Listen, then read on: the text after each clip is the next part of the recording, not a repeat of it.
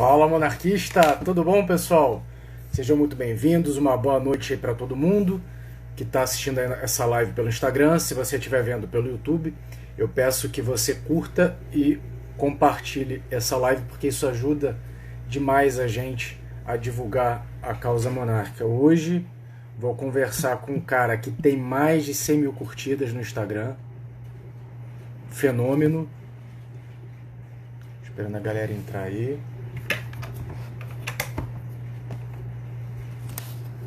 O Goku tá sempre aqui. Deixa eu diminuir aqui o volume do computador. E aí, pessoal, hoje vai ser uma live daquelas, hein? Vai ser muito boa. E aí, Goku? Goku Blue. Juan. Deixa eu ver se o cara já está aqui. Manda chamar Kaique Mafra.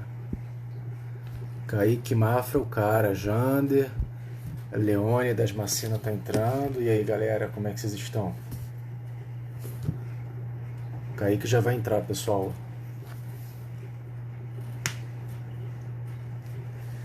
Grace, tudo bom, Grace? O pessoal tá entrando. O pessoal está entrando. Hoje uma live com Kaique Mafra, pré-candidato monarquista em São Paulo. Vou esperar o Kaique entrar pra gente conversar.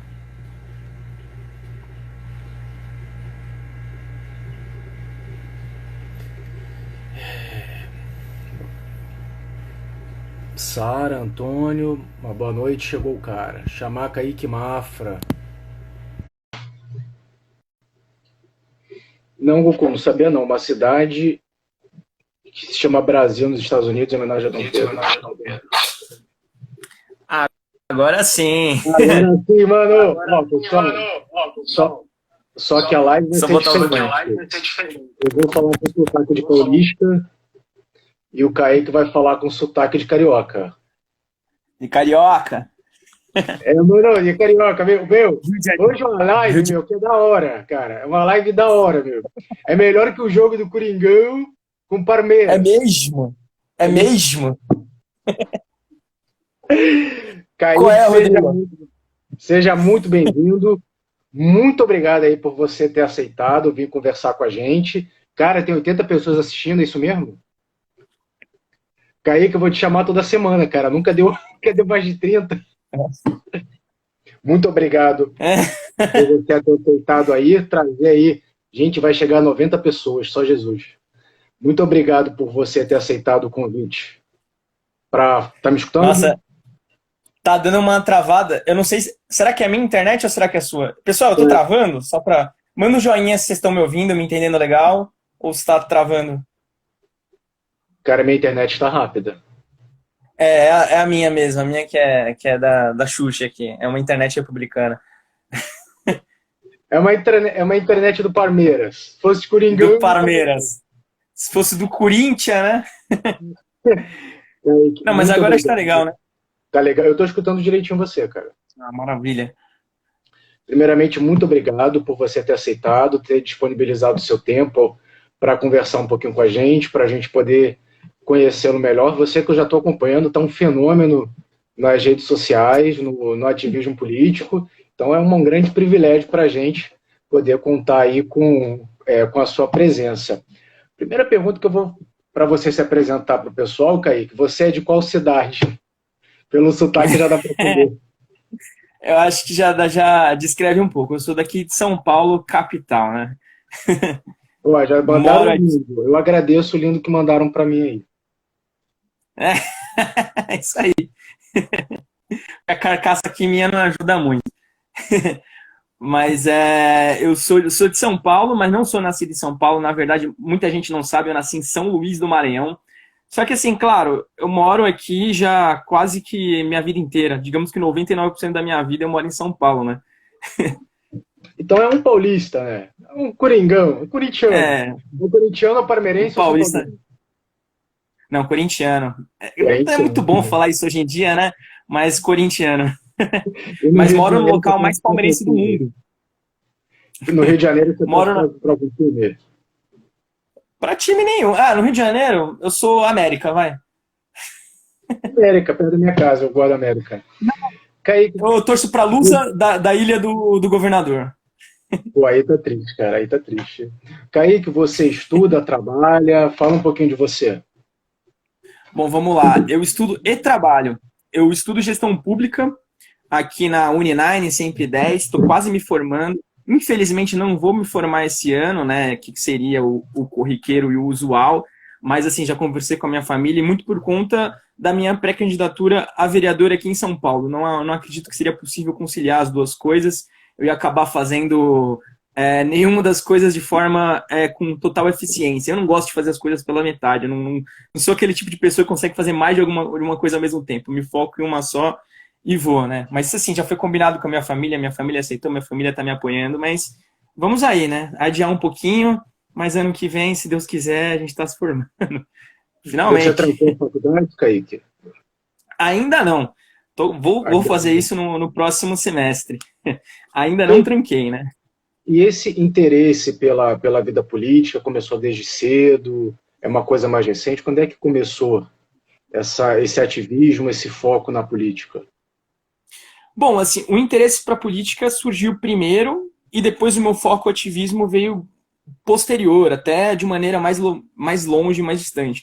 Meu interesse, na verdade, começou a surgir em 2013. Não sei se você se lembra, aquelas manifestações que tiveram, passe livre, Lembro. pedindo passe livre, aquela dos 20 centavos e tudo mais. Ele gerou uma curiosidade quanto ao debate político, de uma maneira bem vaga assim mesmo. Só tinha um interesse de aprender um pouco mais e o meu primeiro contato foi, na verdade, com a esquerda, foi com ideias de esquerda. Eu não conhecia a direita, não conhecia a monarquia, não conhecia nada do tipo. Meu primeiro contato foi com ideias bastante, digamos que, estatizantes, ideias que de mentalidade revolucionária. Mas, assim, eu acredito até ter um, tudo bem que eu não tinha 15 anos na época, né? Mas tem aquela coisa. Só um parênteses, eu nunca fui comunista, eu nunca fui socialista, pelo amor de Deus, não me acusem disso. Pelo menos desse mal eu nunca fui, nem petista, nem psolista. Mas assim, eu simpatizava com algumas pautas, digamos que utópicas. Tipo, nossa, transporte público de graça para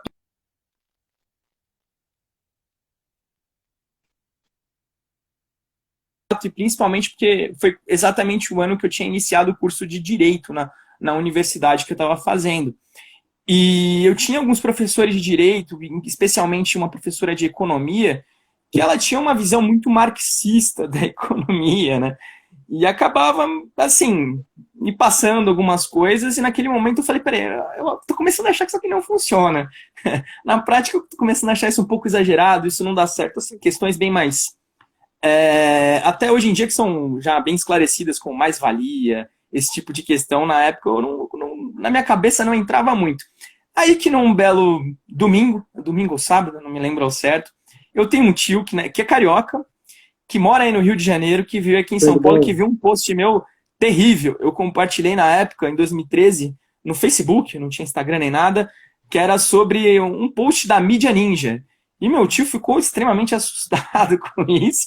Veio aqui em São Paulo, aí conversou comigo na época. Ele que, na verdade, assim, sempre foi digamos assim, que um cara mais esclarecido na família, aquele cara que, cara, passou em primeiro no concurso público, que fala inúmeras línguas, que, cara, é triatleta. Agora, na verdade, não é só triatleta, não, ele é ultramaratonista. Eu nem sabia que tinha Caramba. ultramaratona.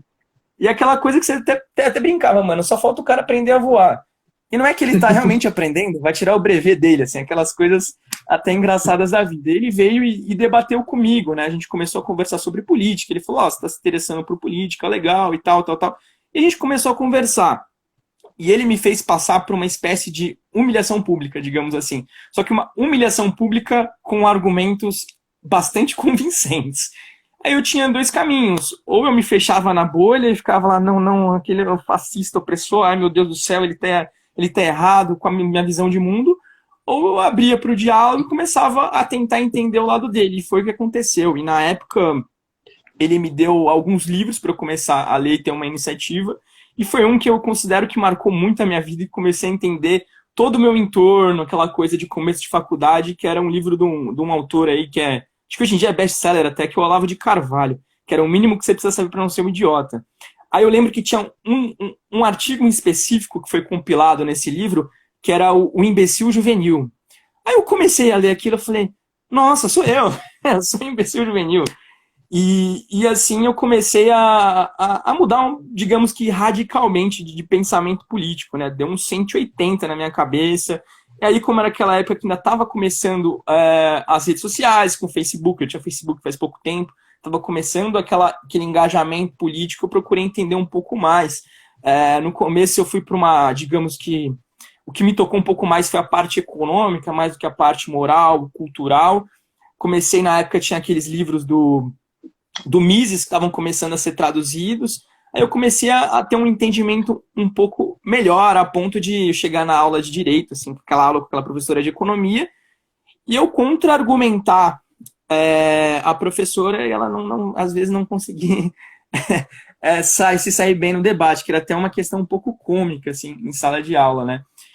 E com o tempo eu acabei até sentindo que direito não era a minha praia, até porque eu fiz o curso de direito muito também me baseando em alguns familiares meus que já eram da área jurídica e tudo mais, até porque eu estava um pouco indeciso pós-ensino médio, e daí foi indo, só que eu era aquele clássico, eu fui me tornando aquele clássico debatedor chato de grupo de Facebook, não sei se você conhece. Eu ia em vários grupos de Facebook, eu só ficava enchendo o saco da galera, debatendo, coisas, aquela coisa bem, bem chata mesmo, de que na época não tinha mais tanta coisa para fazer, era só faculdade, não trabalhava, não tinha muita obrigação, então quando eu não estava estudando para a faculdade ou fazendo as minhas atividades, eu estava debatendo, enchendo o saco de alguém na internet. E assim foi por muito tempo. Por muito tempo eu fui um cara, um debatedor chato de Facebook, né?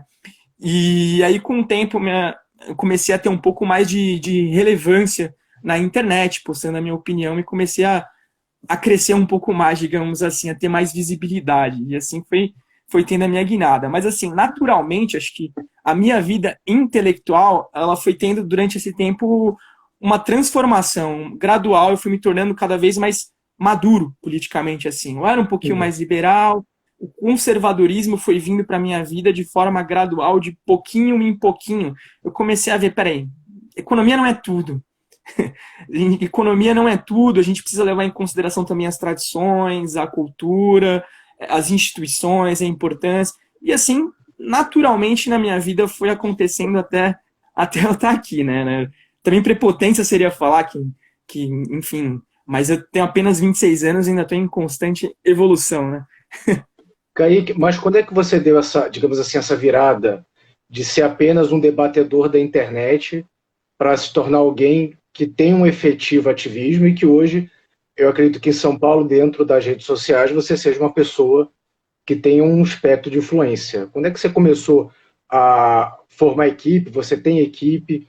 O seu ativismo você faz de uma maneira isolada? Como é que o... Então, foi mais ou menos ali por volta de 2018, 2017, que eu acho que eu comecei a ter 2018 mais ou menos, comecei a ter um pouco mais de relevância. Não tenho necessariamente uma equipe, eu tenho alguns amigos que estão comigo e tudo mais, que a gente vai tocando a coisa junto, um grupo de amigos, a gente tem basicamente, isso não chega a ser um grupo oficial, mas a gente tem um grupo de estudos, né? E que daí, basicamente, a gente vai tocando as coisas, mas basicamente o virar dessa coisa, quando eu comecei a ter mais repercussão, acredito que foi em 2018, e muito por conta também das eleições presidenciais, que me gerou um pouco mais de visibilidade, né? Quando as minhas opiniões começaram a repercutir entre mais pessoas. Acho também, evidentemente, não dá para ignorar isso, mas grande parte por ser associado a ideias bem próximas do nosso presidente da República. E aí começou a ter uma amplitude imensa.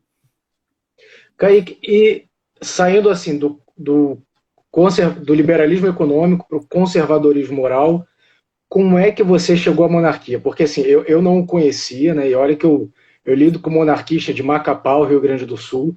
Aí eu comecei a ver esse Kaique Mafra está usando brasão imperial. Eu falei assim, pô, deixa eu acompanhar esta criança aqui, que na época eu acho que você já tinha mais de 60 mil seguidores no Instagram. Eu falei, pô, deixa eu ver esse anônimo conhecido. Eu falei, esse cara aqui tem uma relevância que eu não... Como é que você chegou até a monarquia parlamentarista? Bom, na verdade teve um evento em específico. Eu tinha alguns amigos, assim, eu tava, se eu não me engano, foi no final de 2017. Não é tão antigo, é algo recente, né? Foi num churrasco, eu tava num churrasco entre amigos, discutindo política e tudo mais.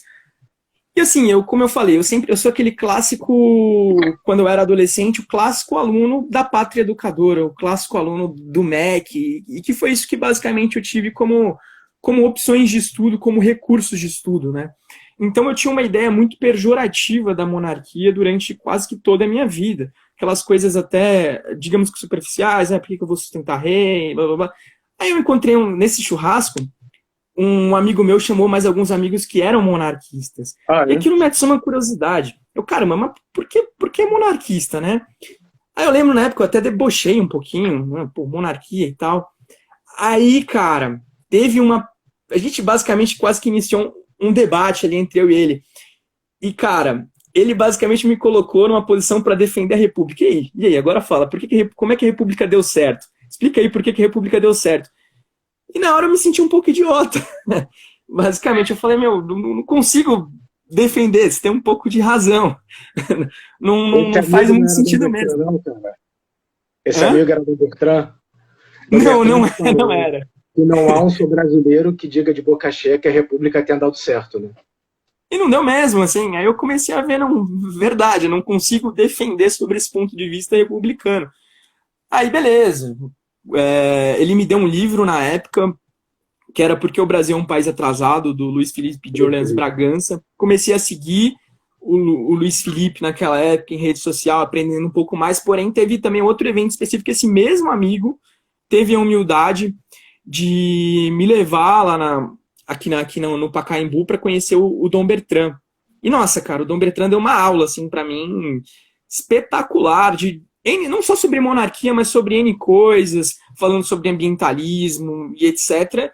E eu fiquei um pouco fascinado, vou confessar para você. Eu falei, cara, que demais. E também a humildade dele me impressionou assim na hora. E desde então, não foi algo que de cara assim mudou. Nossa, eu virei monarquista. Não, mas eu passei a ter um pouco de simpatia naquele momento e talvez a deixar uma arrogância de lado para poder passar a entender melhor quais seriam os benefícios de um futuro regime monarquista. Aí nisso, né, cara, convivendo com esses amigos, alguns outros amigos também começaram, naturalmente, se tornaram monarquistas e me influenciando, eu comecei a pesquisar um pouco mais sobre o nosso passado histórico, que não era muito bem o que eu tinha aprendido na escola, em alguns aspectos. O Brasil Império era um Brasil gigantesco, cara. A gente já teve uma história maravilhosa. E aquilo começou, de fato, a me moldar aos poucos. Só que eu comecei, que nem eu falei de maturidade, a maturidade também me levou a um ponto de esclarecimento que comecei a ver, cara, o próximo passo é basicamente a monarquia, não tem como fugir disso. É a minha maturação política e intelectual como conservador e como patriota, naturalmente me jogou para o lado da monarquia. E foi, com o tempo, foi basicamente isso o que aconteceu na minha trajetória. Ih, tá falhando aí. Deu uma falhada. Oi? Kaique, Oi. vou dar uma sugestão, cara. Se você tiver com outros aparelhos ligados ao Wi-Fi, você poderia desconectar para ficar só no smartphone. Tem computador ligado, alguma coisa assim? Pior que não. Não. Então é só Jesus, cara. Kaique, você então começou a observar o movimento monarquista em 2017? Isso, foi o primeiro contato que eu tive com o movimento monarquista. Mas assim. De 2017 para 2020, você percebeu alguma mudança, crescimento, decréscimo? O que você faz um balanço do movimento de 2017 para o de 2020 e por que você tem esse balanço? Então, acredito que cresceu bastante, assim, e principalmente não só Brasil afora, mas no meu ambiente pessoal, assim, pessoas próximas a mim também se tornaram monarquistas, amigos meus muito próximos, amigos meus que também atuam na política também se tornaram monarquistas, até familiares meus foram convencidos. Só para você ter noção, eu tenho um avô, aqui por parte de mãe, né, um senhor de mais idade, um senhor que sempre teve muitas, como eu posso dizer, sempre defendeu ideias positivistas na cabeça dele, algo natural. Hoje em dia mudou completamente, assim, e eu tomo ele um pouco como um senso particular, cara. Se uma pessoa com um pouco mais de idade teve a humildade de mudar, por que jovens também vão ter essa arrogância? E o balanço que eu tô vendo, principalmente, que eu faço é pela internet. Tá crescendo muito. A gente pode até ter visto, ontem a gente teve um tuitaço que bateu o Trend Topics, aí, bateu o primeiro lugar no Brasil, Monarquia já nos Trend Topics. Isso daí é inacreditável, isso é sensacional, cara. Acho que a gente tem um... Opa! Não, você não falou, não. Eu acho que a gente está tendo um crescimento muito grande. É que eu pensei numa pergunta, não sei se eu vou poder fazer, cara. Posso fazer? Não sei, pode. Eu vou fazer, cara. Depois a gente corta a live, já estou até vermelho. Você veio de uma base bolsonarista. Sim. Que é quem te dá todo, digamos assim, a sustentabilidade para um possível pleito eleitoral. Sim. E você, nas suas redes sociais, explicitamente você coloca uma posição pró-monarquia parlamentarista. Sim. Não te bate... Vou fazer duas perguntas. Por que você teve essa ideia, já que a sua base original não era uma base monarquista? E segundo, não te deu um certo medo de você expor que, embora o movimento tenha crescido, ele ainda causa algum grau de surpresa? Não te deu um certo medo assim de usar toda uma estética monárquica e isso reduzisse seu número de apoiadores? Então, na verdade não, o medo não me deu. De fato, assim, eu não tenho muita preocupação com popularidade, cara. Eu defendo abertamente a monarquia, isso, que nem eu sempre, cara, falo, eu não tô aqui pra agradar todo mundo, né? Nem Jesus Cristo estava aqui pra agradar nem Jesus agradou a todos, não sou eu que vou agradar. Então, na grande verdade, para mim, não fez muita diferença no meu pensamento. Agora, vou ter que confessar para você que eu tomo umas porradinhas. Quase que diariamente, sempre tem algumas pessoas que vêm me criticar por conta do meu posicionamento monarquista. E assim, quando eu falo isso, não é pessoa de esquerda. Não é um cara que é um petista ou um psolista que naturalmente já me xinga todos os dias no meu Instagram. Não, é muitas das pessoas que concordam comigo. Algumas mais educadas, algumas menos. Algumas falando, olha, Kaique, cara, eu gosto do que você pensa, gosto do que você aborda aqui no Instagram, gosto do seu apoio ao presidente, mas em monarquia eu não concordo e tal. Que daí, muitas das vezes, a gente consegue abrir um diálogo para conversar com essa pessoa e muitas das vezes também trazer para o nosso lado. Já, felizmente, eu consegui trazer algumas pessoas para a causa. E também tem a galera que, cara, que xinga, que fala, não tem por que você defender monarquia e tal, e não entende muito a certo, acha que tem uma diferenciação. Se eu defendo a monarquia, eu praticamente estou querendo um golpe ao presidente Bolsonaro. Algumas pessoas criam essa associação meio doida na cabeça. Mas assim, eu não me preocupo muito com essa rejeição, porque eleitoralmente falando, eu não quero me eleger com a plataforma monarquista, eu não quero me apoderar ou me aproveitar da causa para estar sendo eleito. Eu quero ser uma ferramenta para difundir os ideais da monarquia. Eu quero fazer o inverso. Então, se isso for me trazer algum ônus também, para mim é irrelevante. Sinceramente, eu não estou nem aí. E dou a quem doer. Eu estou aqui para difundir a causa, para divulgar os valores monarquistas na internet. Enfim, vida que segue. Kaique, alguns monarquistas é um grupo extremamente minoritário, né, e praticamente irrelevante. Eles só têm relevância quando eu os cito. Que batem muito nos monarquistas que fazem pleito de cargo político. Você já levou porrada de monarquista, ou pelo menos um peteleco, assim, uma alfinetada? Por eu estar querendo me candidatar, ou só por... Não, por você ser um monarquista que está embarcando dentro da vida política. Achando que... Vou ser sincero para você, não. Nunca nenhum monarquista me criticou por causa disso. Na verdade, muito pelo contrário. Na verdade, eu tenho até apoio, assim, muita pessoa vem me procurar no direct falando, vai para cima, continua, te dou todo o suporte que for necessário. Eu tô recebendo, nesse sentido, muito mais apoio do que rejeição. Não tive nenhum monarquista nunca chegou para mim no Instagram e me criticou nesse sentido. Não sei se você lembra em 2017, quando um grupo lançou a ideia legislativa pedindo um referendo. Não sei se você ouviu falar, né? Eu estava nesse grupo, né? Ali a gente levou muita porrada. O pessoal criticou bastante. Mas eu acho que esse pessoal ficou para a história, outros vieram e as pessoas foram acordando, né? A gente só vai conseguir mudar um sistema se a gente estiver dentro do sistema, né? Uma vez acho que foi Exatamente. você que falou, né? Você faz aqueles, né, stories, eu acho que fala no Instagram, pergunte para mim alguma coisa. Aí uma das perguntas foi: por que que você resolveu entrar para a política? A sua resposta foi: porque eu não quero ser governado por quem quer entrar na política. Você respondeu alguma coisa assim, porque ou quem não gosta de entrar na política, governado por quem gosta. Exatamente, foi isso que eu falei. Que o pecado da omissão, né, muitas vezes leva a gente a isso.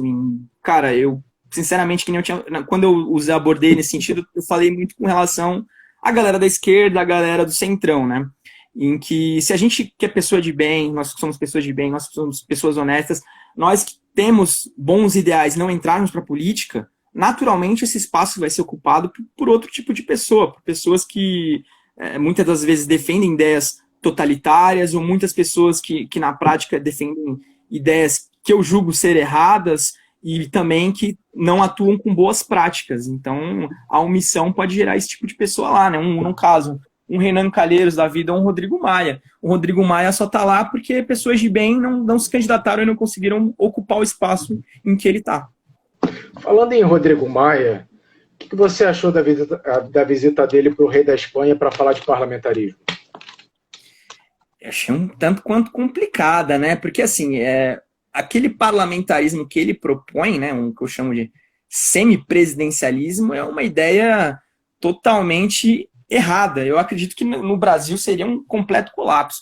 Só fortaleceria aqueles políticos do centrão, aqueles políticos que fazem uma política de forma antiga, que tem uma plataforma política muito voltada à desinformação, a velhas práticas, e principalmente se aproveitando de pessoas que não têm uma formação política boa, seja no Nordeste ou seja no Sudeste. Não sei se é muito corriqueiro aí no Rio de Janeiro, mas aqui em São Paulo, em algumas comunidades, cara, tem políticos como esse que simplesmente pegam uma caixa d'água com liderança comunitária, enfim, fazem a farra e acabam sendo eleitos com essas plataformas. Eu acredito que o semipresidencialismo acabaria por fortalecer esse tipo de pessoa. O que eu defendo é uma monarquia parlamentar, se possível, aos moldes da britânica, que eu considero ser o mais próximo do ideal. E como é que você avalia, se está sendo discutido muito pelo Congresso, uma mudança no sistema de governo sem plebiscito referendo? Eu acredito que é um golpe branco que eles querem dar? Sem dúvida. Acredito que é um golpe. Por que eles teriam esse interesse? Fortalecimento das suas próprias bases e poder político. Não tem muito além disso um interesse próprio. Você acha que o Bolsonaro está se contrapondo a alguns interesses que defendem o semipresidencialismo? Não tenho dúvida, não tenho dúvida. Principalmente a políticos do centrão. No que você poderia dar algum exemplo do que o Bolsonaro defende, que vai de encontro ao que esses políticos que se manifestam em prol do semipresidencialismo, sem plebiscito, que é um absurdo? Principalmente corte de privilégios. Eu acho que isso daí é o principal fator, né? Acho que esse daí é uma das principais causas que tem aí afetado os políticos do centrão. Que o Bolsonaro se coloca radicalmente contra. Radicalmente a favor. Se você fosse já um deputado ou um vereador, que privilégio você acha que o político tem que não poderia ter? E que você faria algum esforço para cortar? Cara, eu acho imoral os privilégios que políticos aqui no Brasil têm, cara. Só para você ter noção, cara, aqui tem até auxílio paletó. Eu não acredito que um político tenha que ter um auxílio paletó. Cara, a verba de gabinete tem tamanhos imorais, cara. A gente tem que equiparar isso ao do funcionarismo privado. A gente tem que dar o exemplo, seja com carros oficiais, seja com gasto de propaganda, que eu acho que isso também, cara, o político que gasta com propaganda, ele não está na profissão errada, não deveria precisar de propaganda. O bom trabalho já é uma propaganda, entre outros. Kaique, e você já tem algum pré-projeto, não precisa ser um projeto do redondo, você já tem alguma ideia do que você pretende fazer na Câmara de Vereadores, se você conseguir ser candidato a vereador, né? Por enquanto você é pré-candidato, e se candidato a vereador, você conseguir vencer o pleito eleitoral, Você já tem alguma coisa em mente? Então, na verdade, algumas pessoas acabam me perguntando assim, Kaique, que tipo de projeto de lei que você iria propor para melhorar a vida dos paulistanos? Eu acho que, primeiramente, a gente tem lei demais, a gente tem que pensar primeiro em revogar, em diminuir a burocracia. Só para você ter uma noção, aqui em São Paulo, a gente tem algumas questões um pouco quanto absurdas. A gente tem regulação para tudo que você imagina. Aqui a gente tem regulação até para o tamanho de mesa de bilhar em boteco, massa de pastel. É tosco mesmo. Não, peraí, agora eu quero saber. Peraí, eu quero saber da mesa de bilhar.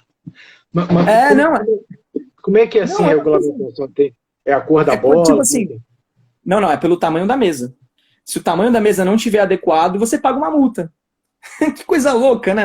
Qual o sentido, qual o interesse público em cima da mesa de bilhar num bar, né? Isso na prática acaba só gerando, corrupção. Alguém mede de verdade a mesa de bilhar? Então, né? É aquela coisa que você favorece. Como é que usa no crachá? Fiscal da mesa de bilhar? É tipo isso, é um fiscal da prefeitura que mede, na prática acaba não fazendo nada, pega uma bebida de graça lá no bar, ou come um pastel de graça, esse tipo de coisa, só vai... Como é que é a regulamentação do pastel, cara? Pela massa, espessura da massa. A massa do pastel. Mas aí quem que vai medir a porra da espessura da massa do pastel? Você vê, né, como a discussão na Câmara Municipal é tensa. Gente, agora eu quero saber, cara, como é que você mede uma fita... Porque assim, não passa disso aqui uma massa de pastel, né? Não é um joelho. Com microscópio para medir? Não sei, mas paga multa se você tiver errado. Então, na teoria, você teria uma ideia, então, de fazer, na verdade, mais uma desburocratização do que, na verdade, ter mais regulamentação. Também. Assim, eu acho que a gente tinha que revogar inúmeras leis no nosso ordenamento jurídico aqui no município de São Paulo que só servem para gerar corrupção, para gerar burocracia e dificultar a vida do paulistano.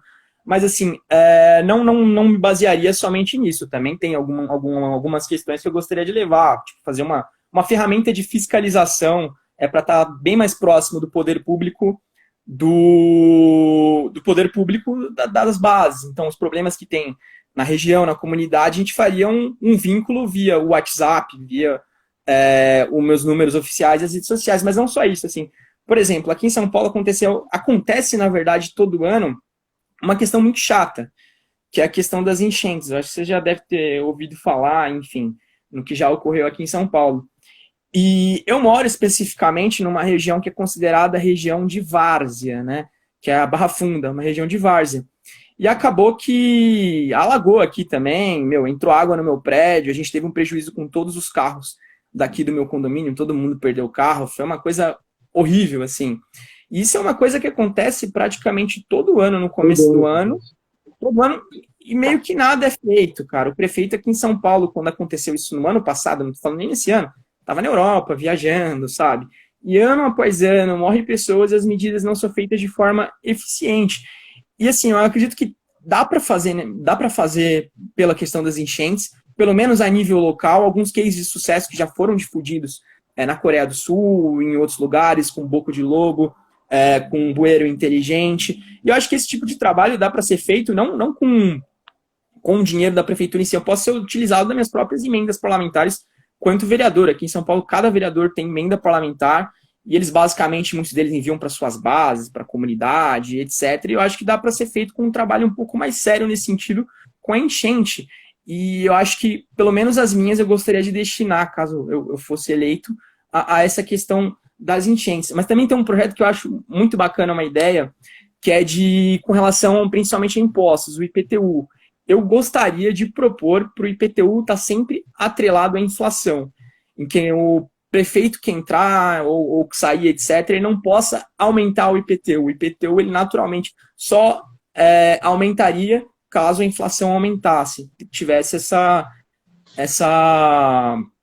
esse dispositivo que eu gostaria de trabalhar. E também acho que uma redução de ISS para serviços essenciais. Eu sei que isso poderia acarretar em ter menos recursos para a máquina pública, mas são serviços essenciais, cara, posto de gasolina, esse tipo de coisa. Eu acho que melhoraria muito a vida das pessoas aqui em São Paulo. Então esse é o tipo de pauta que, propositiva, que eu gostaria de defender, mas assim, sendo bem sincero, eu acredito que a minha posição na Câmara Municipal vai ser muito mais combativa e reativa. Eu acho que eu vou estar ali muito mais para combater algumas pessoas, para combater algumas ideias, principalmente de esquerda, que pairam quase que em absoluto aqui na Câmara Municipal. Aqui, só para você ter noção, cara, em São Paulo já tentaram pautar o aborto, ó, um monte de vezes, é tudo que você imagina. E, cara, infelizmente não tem tantas pessoas ou tantos vereadores que defendem esse tipo de ideia contrária aqui no município de São Paulo. Kaique, você já pensou, você falou assim que não tem uma equipe extremamente hierarquizada, né, que são amigos seus, Uhum. e quando precisar fazer uma campanha que precisar ter algum grau de hierarquização, de horário, por exemplo, quem faz os seus posts? É você ou tem alguém que faz para... Os meus posts são eu e mais um amigo, porque esse meu amigo ele é designer, então ele faz as minhas artes, faz as montagens e as publicações que eu faço e tudo mais. É basicamente eu, ele e tem um outro amigo meu que é o Nicolas. Cara, basicamente a gente toca nós três aqui, toda a minha estrutura, que também não tem muita demanda, é mais o meu Instagram, é vídeo e coisa do tipo, a gente não grava com nada. Se você precisar de uma campanha, já vai precisar ter algum grau de... vai ter uma agenda, organização, Sim. mais compromisso. Você já pensou no custo de uma campanha? Então, o custo de uma campanha tradicional é realmente muito elevado. Assim, a minha realidade é um pouco diferente. Eu não tenho como fazer um crowdfunding, arrecadar horrores e fazer uma campanha à moda antiga. O que eu estou propondo é fazer uma campanha diferente, uma campanha muito pautada no online, muito pautada no virtual e muito menos daquela forma tradicional, né? Então, eu não acredito que vai ser uma campanha cara, eu vou precisar principalmente do meu celular para fazer campanha e do bom senso das pessoas que queiram me acompanhar. Não vou ter uma campanha cara. Hã? E do Wi-Fi também. E do Wi-Fi, né? Não, mas no caso também do 4G, né? Que eu vou precisar aí. Minha internet, infelizmente, é da TIM, né? Não é das melhores. Eu vou trocar de operadora. Mas assim, não acho que minha campanha vai ser nem de longe cara. Não pretendo isso. Eu nem tenho capacidade de estar arrecadando grandes recursos para fazer campanha. Vai ser no modo hardcore, né? Vai ser na raça. No estilo de campanha do Bolsonaro, porque ele também teve uma base muito simples, né? Ele teve basicamente uma cultura de internet, claro que ele já tinha algum grau de popularidade, e de outro lado ele também teve uma vantagem que o opositor dele se pautou num candidato que era um bandido que estava preso, mas assim, ele comparando o gasto do Bolsonaro com o PT, a diferença foi muito grande, a ponto do PT não conseguir, o PT não conseguiu pagar a própria campanha. Tiveram que fazer vaquinha.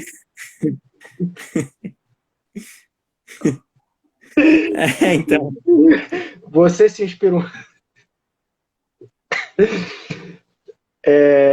Você se inspira um pouco no Bolsonaro para também utilizar essa campanha e não precisar fazer vaquinha igual o PT fez depois para cobrir o prejuízo. Não, sem dúvidas, evidentemente que eu me inspiro. Mas mesmo se eu quisesse fazer uma campanha mais cara, eu não teria como fazer também, não tenho capacidade de estar arrecadando fundos para isso. Os recursos que eu vou ter da campanha vão ser recursos próprios. Vão ser recursos próprios, recursos que eu vou fazer vaquinha com amigo, vaquinha na internet, e não vou sair muito disso. Não pretendo pegar fundo eleitoral, nem nada nesse sentido. Então vai ser uma campanha muito mais simples. Desculpa. É que eu achei... Eu me lembro na época que a campanha do Haddad queria tabelar o preço do botijão de gás, né? Que ele falou, lembro que o slogan dela, assim, não estou entrando dele, né? Não estou entrando no mérito se é certo ou se é errado.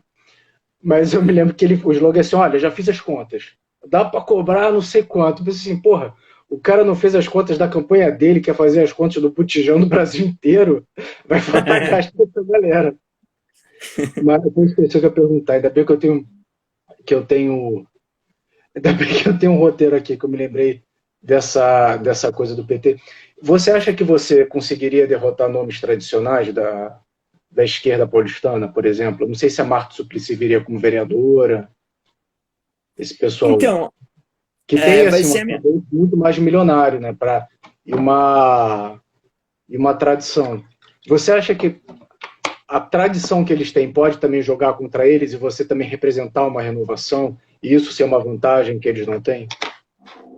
Acredito que sim, né? Assim, que nem que você falou, pô, a Marta ser candidata, eu não sei se ela vai ser candidata a vereadora, eu sei que aqui, possivelmente em São Paulo, a gente pode ter, evidentemente, talvez o Suplicy, né, que é até já manjado, e a esposa do Haddad como candidata. Evidentemente, os dois com recursos totalmente recheados, provavelmente de maneira corrupta, mas com muito dinheiro para a campanha, e eu abordo uma plataforma inversa, né?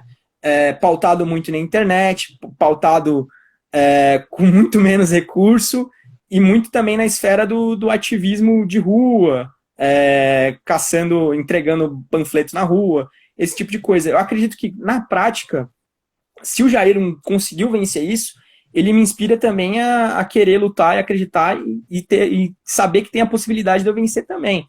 Mas, assim, são 55 vereadores em São Paulo, né? Eu acredito que podem entrar os dois até, na verdade, né? Acho que a gente tem chance de estar brigando com todo mundo que está ali. Mas, como são 55, acredito que dificilmente eles também vão ficar fora. Kaique, Infelizmente. além de Bolsonaro, mas olhando agora para a realidade de São Paulo, tem algum político de São Paulo, seja vereador, deputado, que você se inspire um pouco? Tanto em Vereador projeto, nenhum. nenhum. Vereador nenhum. Deputado estadual, eu gosto muito do Frederico Dávila. Deputado federal, eu gosto do Luiz Felipe de Orleans e Bragança. Eu acho que são os dois parlamentares assim que eu considero com grandes atuações. Vereador, não tem nenhum que, assim, não sei nem se eu posso perguntar, nenhum, né? Porque, assim, teve um vereador, eu não vou citar o nome porque não tenho nada contra ele, mas que ele também teve algumas ideias de um projeto de desburocratização. Ele faz parte, não sei se ele ainda faz parte, mas era um movimento de 3 letras, que na época do Ah, impeachment teve tá. uma grande relevância. Especificamente esse vereador, Já se ele conhece. é, ele é até bem atípico, porque ele se declara homossexual e também ele não é branco, digamos assim, não é branco, não é uma pessoa branca. Essa pessoa não lhe inspira? Na verdade, não. Não me inspira nem um pouco. E principalmente o movimento em que ele faz parte não me inspira em nada, né? Eu acho que tem até atitudes que fazem uma oposição de forma irresponsável e mentirosa com relação ao que o presidente faz, né? Apoiam algumas medidas e posturas que eu não concordo, tanto quanto movimento quanto ideias políticas. Hoje o que eu vejo na prática desse movimento de 3 letras aí, que eu também acho que eu não vou citar o nome, é que eles estão mais para uma juventude do centrão na prática, né? Atuam ali como quase que fantoche do Rodrigo Maia. E especificamente esse vereador na Câmara Municipal também não me atrai a atuação política dele. E acredito que, por exemplo, o fato de não ter vereadores hoje que eu me sinta representado na Câmara Municipal é porque ainda não teve o fenômeno semelhante ao que teve em 2018, por exemplo, na Assembleia Legislativa ou também na Câmara Federal, que teve aquele grande boom de renovação, onde a gente teve inúmeros políticos aí que ainda assim, alguns agradam, mas a gente teve uma bela renovação que aconteceu. Gente como Luiz Felipe de Orleans e Bragança, o deputado Frederico Dávila, que é estadual, e entre alguns outros também que são muito bons. Kaique, uma coisa, tá ali na Câmara de Vereadores tem que ter um preparo psicológico muito bom, porque você entra em muito choque, muitas vezes você lida com pessoas de nível baixíssimo, não digo cultural nem educacional, mas aliás, um nível comportamental muito baixo, né, de caluniar, de falar aquela meia-verdade. Você já pensou nesse preparo um pouco psicológico que você teria para aturar esse tipo de gente? Olha, eu já estou Ou tendo, até na esse verdade, momento, ou até esse momento você nunca parou para pensar nesse tipo de questão? eu penso quase todo dia nisso, na verdade. Só que assim, pelo menos eu já sinto o gostinho no dia a dia, sabe? Eu já levo muita porrada porque, basicamente, eu já entro em conflito com essa galera. Não necessariamente com o pessoal da Câmara Municipal aqui, mas com políticos no dia a dia. Eu basicamente brigo com político. Cara, quase que diariamente. Enfim, Mas eu assim, tenho discordâncias. você vai até a Não, Câmara e... discordâncias políticas, de posições. Seja deputados federais aqui que a gente tem votando pauta-bomba do governo contra o governo recentemente, há outros políticos na esfera municipal que só fazem besteira. Ou como, por exemplo, aqui que, infelizmente, em São Paulo, o governo estadual passou em plena pandemia um aumento para servidores do Tribunal de Contas da União. Então, eu já vivo o dia a dia de conflito com algumas pessoas da classe política. Então, isso já está virando algo que corriqueiro para mim, já está virando algo natural. Eu já tenho um saco para aguentar essa galera, digamos assim. Mas eu vou te confessar que, em alguns aspectos, me dá um pouco de asco, cara. O jogo político dá um pouco de asco, cansa um pouco mentalmente você, né? Não tem como. Mas eu me sinto preparado para aguentar esse tipo de pressão. Eu lembro que uma vez eu dei uma entrevista, eu e outros monarquistas, para um jornalista. Cara, eu sei que o cara depreciou a nossa reportagem, ele me colocou feito um idiota, né? Eu fiquei puto, né? Mas assim, quem entra no jogo político, de alguma maneira, você também se expõe a isso. Kaique, eu já vi você sendo hostilizado na rua. Você estava com o boné acho que era do Trump. Era do Trump. Isso acontece com alguma frequência, as pessoas te hostilizam? Tu veja assim, você também tem uma grande popularidade, que eu acho que contrabalanceia um pouco, né? A gente está aí Sim. com muita gente na live, a gente chegou a ter mais de 100 pessoas, mas como é que você lida com isso? Como é que você lida com isso, tanto psicologicamente, para isso não te afetar demais, tanto para você também não cruzar a linha e também não às vezes, não se envolver até numa situação de agressão física? Você já foi agredido fisicamente? Não, fisicamente não. Só aquela coisa, os xingamentos e tudo, verbalmente é pra caramba. Assim, não no dia a dia, eu não saio na padaria e alguém vai me xingar na rua. Geralmente são em eventos ou em locais específicos. Como, por exemplo, teve a manifestação, aquele dia era um dia de manifestação, eu tava com um boné do Trump e uma camisa escrito meu país é o Brasil, meu partido é o Brasil. Aí eu andando na Avenida Paulista, fui entrar num shopping center, olha, cara, foi uma coisa incrível, foi coisa de segundos, assim. Tirei a câmera pra mostrar, tipo, pra fazer uma brincadeira com a minha roupa, apareceu um cara atrás e me chamou de fascista. Mas, assim, ambientes e ambientes, eventos e eventos. Por exemplo, o ambiente universitário é um ambiente um pouco quanto complicado. Eu, cara, não sou uma pessoa extremamente conhecida, mas algumas pessoas no meio universitário sabem do meu ativismo e sabem das minhas posições. Então, tem determinadas universidades que se eu pisar, cara, aí sim é capaz de ter algum tipo de agressão. Então eu não chego nem perto lá, nem vou, mas nem nada. USP, por exemplo, PUC, eu não posso pisar aqui, aqui em São Paulo vai dar problema, né? Mas ao mesmo tempo... Chega a ter esse problema de apoiar uma agressão física? Já, assim, eu não arrisco, nunca teve próximo de ter uma agressão. Mas já teve gente, cara, me xingando. O que é mais corriqueiro, o que é mais comum quando acontece esse tipo de coisa que aconteceu comigo, é aquele cara que, cara, vai estar passando na rua assim, eu tô passando ali, aí ele, cara, ele não vem no tete a tete. Ele espera você passar, aí ele tá lá do lado da rua, ele dá um grito, fascista! E atravessa a rua e sai rindo. Já me chamaram de fascista por causa da bandeira imperial. Já também, já. Porra.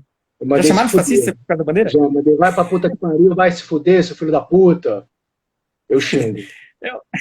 Não, o pior é que eu nem xingo, eu fico de boa. Só que geralmente eu mando um forte abraço, que nem estão falando. Não, só mando um forte abraço. Eu mando parar de cheirar cocaína, fumar tua maconha, filho da puta. Eu tava no Museu de Belas Artes aqui do Rio.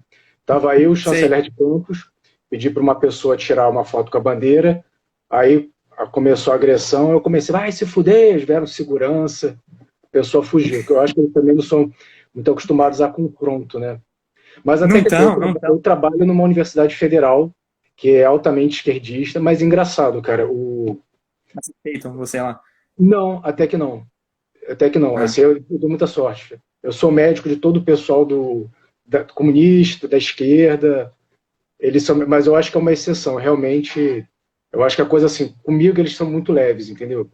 Mas a Sarah Winter, quando veio na UF, por exemplo, eu acho que a polícia teve que tirar a garota de lá, porque iam linchar a menina, entendeu? Enfim, então. eu já vivi algumas experiências assim. Esse tipo de coisa, sinceramente, nem me incomoda mais. A galera querendo me xingar ou coisa do tipo.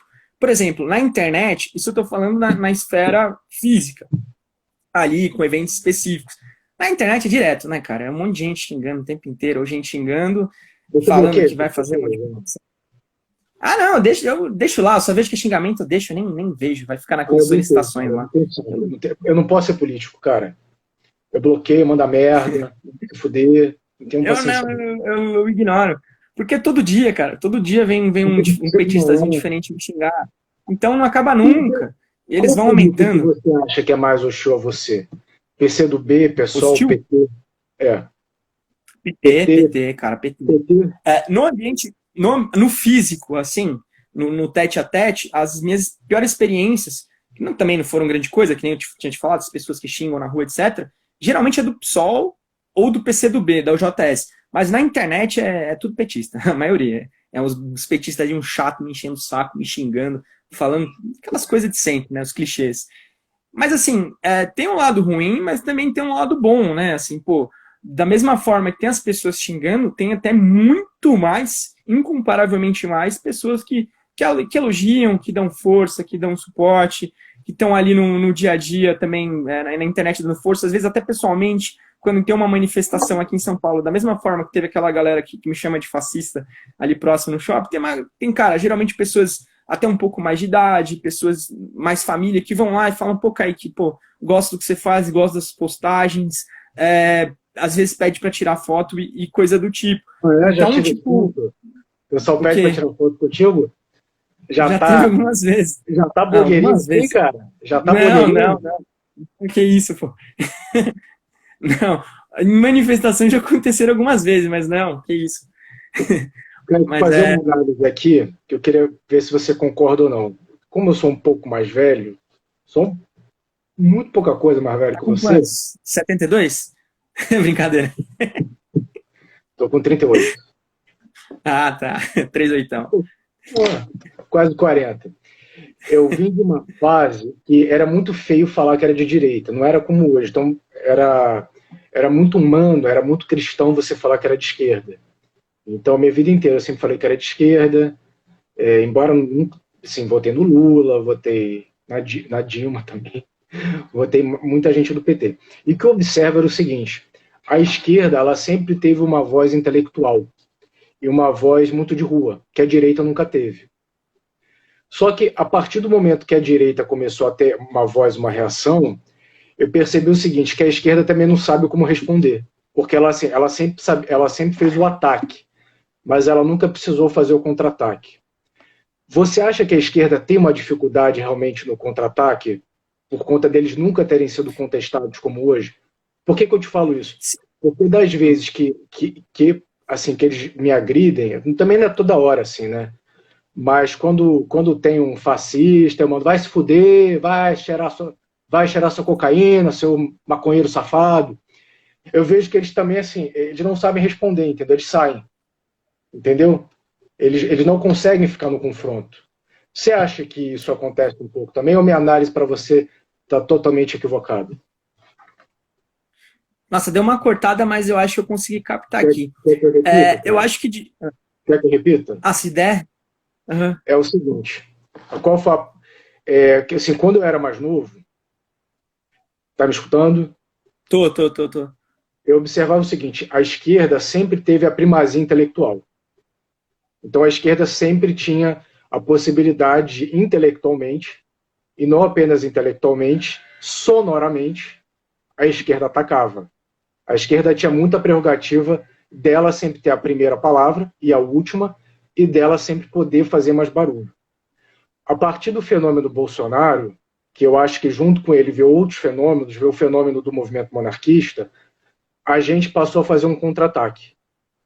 E o que eu observo é o seguinte, que a esquerda, ela não, como ela nunca teve o contra-ataque, seja como com Olavo de Carvalho pela via intelectual, seja na rua, né, com monarquistas, bolsonaristas, olavistas, enfim, se contrapondo a esse projeto de extrema esquerda, eu observo que eles têm uma dificuldade na resposta. Porque, por exemplo, isso eu não cheguei a falar, mas eu vou falar agora. quando teve o incêndio no Museu Nacional, eu pedi para filmar com algumas pessoas, falei que era monarquista, e aí uma garota começou a gritar: seu fascista, você não vai me bater! Fiquei olhando para a cara dela, falei: grita mais alto, eu não vou sair daqui. Aí o pessoal começou: sai daqui, eu falei: não vou sair daqui. Vai fazer o quê? E eu observei que eles não tiveram como reagir. É que eles não sabiam como reagir, entendeu? Assim, primeiro uma pessoa gritou e não me constrangeu, o outro mandou eu sair, eu falei que eu não ia sair. Ainda perguntei: vai fazer o quê? Você acha que a esquerda tem uma dificuldade no contra-ataque? Tem uma inexperiência no contra-ataque? Sim, cara, eu acho que sim, cara. Eu acho que isso é reflexo do tempo que eles foram governo. Eles ficaram muito tempo no governo. Foi o quê? Foi muito tempo de PT no poder. Então, eu acho que naturalmente, e ainda mais que o debate político na década passada e anteriormente, ele era muito, basicamente, um debate entre esquerda e esquerda. Eles estão muito acostumados, eles ficaram durante muito tempo na zona de conforto, e eu acho que isso, de fato, acabou levando à situação que está hoje para a esquerda, mas é problema deles, na verdade, né? Bom pra gente. Mas eu acho que é muito por conta disso, cara. É muito do fato de que sempre foram governo, não tinha tantas grandes dificuldades, grandes desafios, e também quando veio com tudo, né? Henrique, tô olhando aqui o nosso horário, cara. O Instagram já vai fazer o corte que a gente é já mesmo? Mais ou menos uma outra. E o pessoal tá mudando o coração, cara. O pessoal aí, vida longa do Bertrand. Boa noite, Will, que o nosso Brasil é rico, foi roubado. Felizmente, cara, foram muitas perguntas. Quero, cara, Kaique, agradecer demais aí você ter disponibilizado o seu tempo, você ter disponibilizado sua audiência também, porque pessoas como você, ainda que não ajam assim diretamente, né, como eu ajo, mas também são extremamente importantes, talvez até mais, porque você tem uma capacidade que eu não tenho, você consegue romper a bolha do movimento, eu não tenho essa capacidade. Infelizmente eu só consigo falar de monarquia para monarquista. E ainda bem que tem pessoas como você que conseguem falar de monarquistas de maneira que eu não tenha capacidade. Então, quero agradecer demais o seu tempo, a sua disponibilidade. Quem estiver vendo no YouTube, curta e compartilha e dá um recado aí para a galera, Kaique.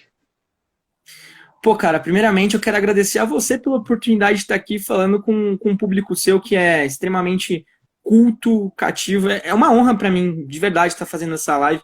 Queria até me convidar para no futuro próximo a gente poder fazer algo de novo, fazer uma outra live aí. Eu vi até com roupa melhor, cara. Eu vim todo informalzão. Não, mas de verdade, é uma honra para mim. E quero agradecer a todo mundo aí que acompanhou a gente, que possa entender um pouquinho melhor a minha história, entender um pouquinho melhor o que eu penso. E queria deixar um recado que agora é complicado com a questão dessa pandemia, que a gente não pode sair de casa. E também porque minha câmera de celular está com um pouco de problema às vezes, mas eu quero gravar um vídeo também falando dos motivos do porquê eu me tornei monarquista e difundir no Instagram e etc. Era basicamente esse recado aí também que eu queria dar para o seu público aqui, para a galera que está assistindo a gente. No mais, cara, só muito obrigado pela participação, pela oportunidade de a gente poder estar junto aí. Quem sabe em breve eu possa estar dando um pulo aí no Rio de Janeiro para a gente conhecer a Ilha Fiscal. Não é Ilha Fiscal, hein? Então, olha só, então, fiscal. Fiscal, meu irmão. Olha só, mano, então vamos encerrar com o nosso grito de guerra, que é o Salve Dom Luiz. Beleza? Grita comigo, Beleza. Encerra comigo? Oi? Eu vou falar. Você encerra comigo, cara? O grito de guerra é Salve Dom Luiz. Eu vou dar uma boa noite pra galera, falar uma boa noite, salve Dom Luiz e a gente grita junto, beleza? Salve Dom Luiz? Ah, tá, ouvi agora. Fechado. Então, pessoal, uma boa noite para você que assistiu a gente. Valeu, Kaique. Vamos dar um printzinho. Vamos só fazer um print. Tu faz aí. Só vamos dar um joinha aí. Já fez? Aí, foi. Agora foi. Vamos lá. Então, vamos lá, mandar uma boa noite, salve Dom Luiz. Uma boa noite, salve Dom Luiz. Não, vamos junto, né? Uma boa noite. Vamos lá. Uma boa noite. Boa noite e salve Dom Luiz. Salve Dom Luiz. Salve Dom Luiz. Valeu. Valeu.